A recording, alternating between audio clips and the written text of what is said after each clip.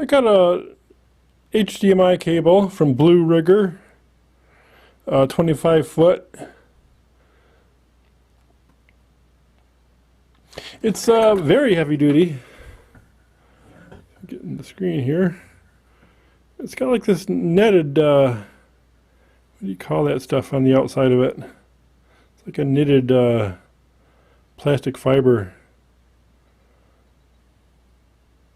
Nice heavy end. Little bit of gold on it. I gotta focus on this too easily. And the odd thing about the cable is it has sort of a memory to it. I mean, if you get it out of the box in a coil, and you can't just uncoil it, you know, it's got like a memory to it that it'll hold. You have to like unloop it in the direction that it's coiled to free it up. So it looks like it's a real heavy duty cable though. It should, with this protection, it should last, you know, a good long time. So it's going to keep it from kinking. Even if it gets stepped on, it's not going to really get hurt,